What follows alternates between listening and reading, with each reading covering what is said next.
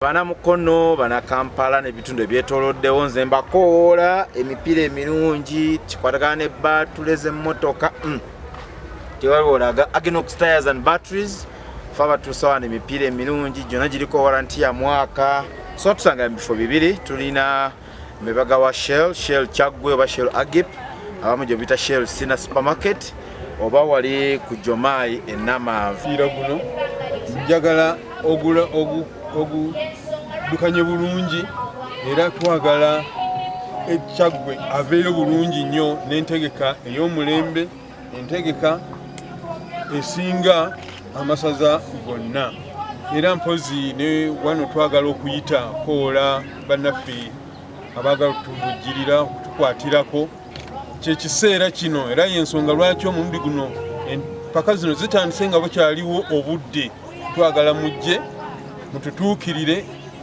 mututegeeze kye muyinza okutuyambako. Ssaza ly'e Kyaggwe litongozza empaka z'amagombolola ezimanyiddwa nga Ssekiboobo Cup nga zino zigenda kutandika ennaku z'omwezi 4 nga amagombolola ag'enjawulo 18 agakola essaza ly'e Kyaggwe zigenda kuzeetabamu. Okusinziira ku myuka wa Ssekiboobo asooka omulongo Kato David Matovu agamba zino empaka zigenda kuyambako okulaba ng'essaza ly'e Kyaggwe lifuna abasambi abalungi abaviira ddala mu ssaza ly'e Kyaggwe abagenda okusambira essaza lino mu mpaka z'amasaza.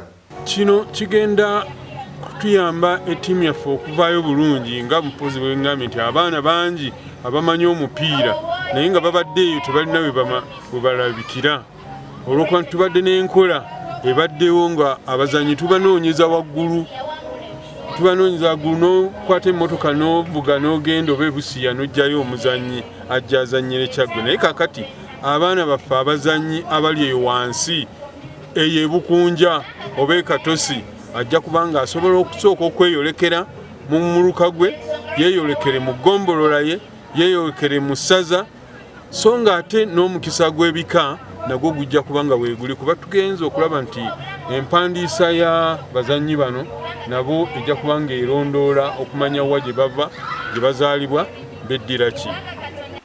Yeesete w'abavubuka mu ssaza ly'e Kyaggwe Joseph Bomboka agamba kino kye kimu ekigenda okuyambako okupromootinga talenti z'abavubuka wamu n'okubafunira emirimu. Abavubuka bali bagenda kuyita mu mpaka zino okulaba nga bafuna emirimu. Ya Bomboka Joseph nze ssentebe w'abavubuka emizannyo n'ebitone mu Kyaggwe.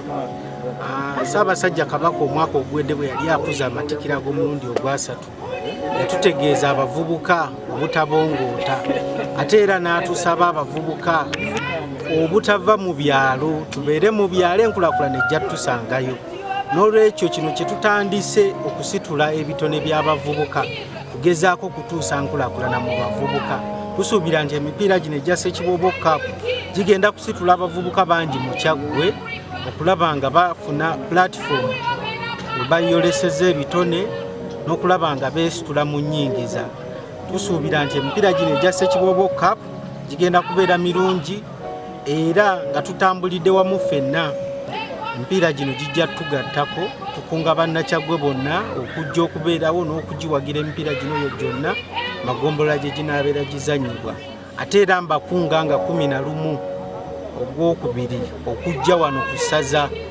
Tugenda kukyaza minisita waffe w'ekitiibwa Robert Serwanga Saalongo agenda kutukyalira ate era ajja kulayiza obukulembeze bwaffe. Bannakyaggwe bonna abavubuka gye bali yonna tubakunga bajje babeerewo omukolo tugwese ekitiibwa kubanga kati Kyaggwe yo egenda kulumya buli ssaza lyonna mu Buganda paka kuwulira bubi. Ye ssente w'empaka za Ssekiboobo Cup Moses Jombwe agamba bo beetegefu okulaba nga z'empaka zigenda bulungi era beetegese bulungi nnyo. Nina omukisa kubanga yenze bwe beesiza okukwasa tournament eno era nga nkoola buli omu yenna gy'ali mujje muwagire Kyaggwe mujje muwagire amagombolola gammwe tusobole okutwala Kyaggwe ku ntikko.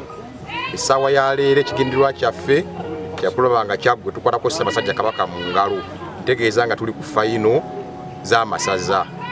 Ekisinga okubeera ekikulu ennyo mu mpaka zino ye muntu okubeera ng'asambira essaza lye. Ekyokuwa ssente nnyingi ennyo si kyekikulu ne bw'obeera n'omutima ogw'essaza mw'ova nga nze bwe ndi munna Kyaggwe ne batukuba ggoolo 8 sikyuka. Tunafuna abasambi abo bennyini aba Kyaggwe nkakasiza ddala nti Kyaggwe egenda kudda ku ntikko, tugenda kufuna abasambi abalungi abalina omutima gwa Kyaggwe, bakooki nga ba Kyaggwe, buli kimu nga kya Kyaggwe. Tournament egenda kubeera nnungi nnyo, egenda okuliisa amasaza n'ebika byaffe okutwaliza awamu. Tournament njagaliza ebisinga okubeera ebirungi. Ye Charles Kiseka nga ye ssente w'empaka zino mu Buganda yonna ezimanyiddwa nga Gombolola Tournament agamba eno ye big league y'amasaza nga amasaza galina okukozesa okulaba nga bafuna abasambi nga bagenda okugazannyira mu kifo ky'okugenda nga bakansa abasambi ab'enjawulo okuva mu bitundu by'eggwanga. Tugenda kutambula sponsorship nga bakyanoonye tunoonye bw'aba asobola okuteekeramu ssente eno nga tagenda kuwawaaza matu it is okay. Kuyasobola ati nina bagulira mazzi ekyosobola nina bagulira engato z'omupiira nesogenda kumugamba nti oliyo wandiiseeko wano abantu bagamba enange nali eyo nekoga gyenvamu enengamba tetukabutusomeramu amene njagala kutoza egomutegenda kusamba nanye kasitambaako tuwadeko wadenya ddene nnyo Dr. Emmanuel Serunyogi oweddemu era asayuka nnyo naye kati omulala bambi abadde ayagala okujja ogakwatako kibafuna mumugalidde oluggyebweru naba yalibuza amazzi nga tomujozi kubalaga ku TV buli mukala ndala buli wamu omuntu mulala akiraba bulala. Amateeka simanyiyo agalimu mateeka ga mupiira abali mupiira mukimanyi mateeka ga mupiira ga bulijjo nga agali mu masaza gano gagonzegonzeemu naye lwakuba tutegeka gwe agenda mu saza luli esaza libadde lijjamu terigwa kati nto kitwalenga bigirigi y'amasaza etugenda okusanga so ogamba nti no bigirigi y'amasaza tuva mu bigirigi n'ogenda mu supalegi bigirigi y'amasaza wetugenda mukama wange tugenda kufunayo ekikopo ekyasinze mu Buganda wonna ng'eggongolola enewangula wano nenewa ojja kuweereza eggombola enebeesinze wano nekyo sikyamwaka gwo naye nga yenteekateeka yonna ebintu olizuga katutuma lusamba Kyaggwe n'okomaabo tujja kufunayo gyoyinza okuyita ba luwangula kapu egenda kubaawo ng'otukwata eggombola 18 ezivudde mu Buganda ewangudde musaze ebyo zibbinkane tusobole okuba nga tujjawo omwanguzi. Mukimanyi abali eyo nti byonna byetukola ffenna abavubuka tuli mu mazaalibwa ga Ssaabasajja Kabaka nga 13 ogwokuna mukimanyi bulungi ekyo era tusuubira okuba nga tournament zino ziwedde mu bbanga eryo byetugenda okumwanjulira nga tumwanjulira nga byetukoze emu ku activities zetwanjula ye tournament. Derek Kavuma ng'ono y'amyuka ssente wa Buganda Youth Council mu Buganda agamba zino empaka zigenda kulaba nga ziyamba abavubuka promotinga talents zaabwe era nga baagala abavuzi b'ensimbi okujja okuziteekamu ensimbi okuba nga zigenda kuŋŋaanya abavubuka abasukka mu 3,000 nga kino kijja kulaba nga kiyambako ne bakitunzi opromotinga ebintu bye batunda mu bifo by'enjawulo. Oliranga ekikopo ekigenda okuyamba ebitone by'abavubuka bangi nnyo mu Buganda. Imagine amagombolola 17 zonna nga zizanyi. Tusabye abazanyi 25 mu Gombola. Obalabalamu abagombolola 17 babeera abazanyi bameka. Abo bokuŋŋaanyiza abavubuka 3,500 bibavubuka bokuŋŋaanyiza mu Buganda yonna. Kitegeeza n'omuvujirizi wabajja asukuba omuvujirizi agira ku numbers. Omuntu gwe kisooka okumulaga nti ekikopo kino kyetabiddwamu abavubuka 300 n'okusoba. Ekyokubiri tudde ku bukiiko obukulembera omupiira nga buli kakiiko kaliko kali katugeze abantu nga 5 obukiiko 17 mu Buganda yonna. Eyo advertisement platform ndala. So olaba nti tetutunda n'omuvugizi akiraba nti kirabikako era tusobola bulungi nnyo okukibuza omuntu. So n'olw'ensonga eyo tetugamba nti empaka zino zigenda tutumbula nnyo. Muvubuka oli abatatuukibwako asembayo guno gwe mukisa okubeera nti essaza lisobola okumulaba kubanga luli abantu babadde babalonderera eyo wali n'aleeta ngo tuleese gundi avudde Kyaddondo tuleese gundi avudde Busiro naye kati guno gwe mukisa gwe tulina abavubuka bonna mu Kyaggwe okubeera nga balina basobola okulabika era ne bazannyi ndowooza ekkombole yasunsula abazannyi abagenda gizannyira kubanga yakireeta abazannyi ero basunsula okumanya abazannyi bano ddala banasobola okututiikira naye ate ng'ovudde ku ekyo enteekateeka era owekitiibwa agyogeddeko bulungi this time round ekyuseemu nti reorganized luli tubadde tusamba busambi buli ayagala wayagalidde wakola ki wasambira nti nze Kyaggwe nja kusamba omwezi ogw'omukaaga nze Kyaddondo nja kusamba omwezi ogusooka kati enteekateeka eri streamlined bulungi nti kalenda y'obwakabaka kati empaka z'amagombolola mu Buganda zimanyiddwa.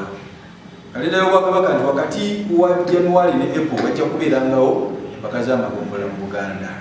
Kitegeeza nti kiwa essaza obudde okweteekateeka. Ekyokubiri kiwa n'obudde eggombolola okweteekateeka okufuna empaka z'emiruka nti bwe tumanya nti mu January mpaka April tujja kubeera n'enteekateeka z'amagombolola gonna mu Buganda. Kitegeeza naffe nga eggombolola tusobola okuteekateeka empaka z'emiruka mu ggombolola. Kituyambeko okufuna abazannyi be tujja mu ggombolola ate batukiikirire ku ssaza. Enteekateeka eyo bwe nali kyayisa tewabuuka emakindi nagiteekawo ne tugezaako okuteekateeka emiruka 20 gyonna ne gisamba. Naye bwe twafuna abazannyi ate betwafuna betwatwala ne bakompitinga ku ssaza. Kati ate ssaza ekyomukisa nti mu bazannyi abo abaasamba eggombolola y'amakindi yafunako abazannyi nga 5. So ndowooza okiraba nti ne bubeera buwagizi omuntu ajja kugamba Kavuma asambira mu ggombolola y'Egoma nze ngenze kulaba Kavuma nti kijja musika okujja ku ttiimu y'essaza ajja wagira essaza kati ate essaza liba liyingiza ssente. So enteekateeka eno gyaba tugitunuulire n'ebigendererwa ebyo byensobodde okubeera nga mbalambikako ebitini naye ng'ate ebigendererwa bye tulina binene.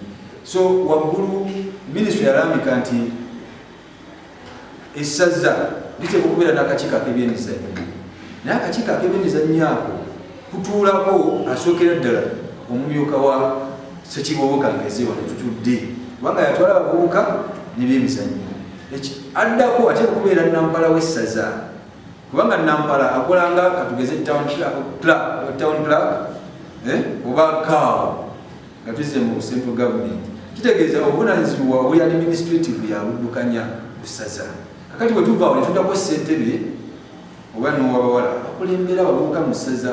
Kakati ate ne tufunayo abantu abalala 2 okuweza abantu 5 akakiiko ako ne kaweerezebwa waggulu emmeme. Kakati ebyemizannyo bye katunuulira si mupiira gwokka. Akakiiko kalina obuvunaanyizibwa okuteekateeka ebyemizannyo byonna katugeze okubaka gaali omweso n'emizannyo ebirala oba ekigo akakiiko ako ke kavunaanyizibwako. Naye nga ate tulipootinga ow'essaza twagala okukozesa protoko ezo okulaba nga tunyigiza. Naye ate mu mbeera y'emu akakiiko ako tekajja kwetikka buvunaanyizibwa ate wakuteekateeka mpaka za ggombolola. Kakati abasentebe wayingiriramu n'akakiiko ke ak'essaza kagenda okuteekateeka Ssekiboobo Cup ng'oza mukiraba gyendaga. Kati bwe tubeera ne structures ezo mukama wange tamenyeka Ssekiboobo tamenyeka ate buli muntu akola obuvunaanyizibwa bwe era n'asobola okubeera ng'akola ki ng'abutuukiriza. Empaka za Ssekiboobo Cup zigatandika ennaku z'omwezi nga 4 era nga amagombolola ag'enjawulo gagatandika okuzeetabamu. Weekumire ku Bukunja Channel okusobola okumanya ebyo byonna bisobola okutuusaako.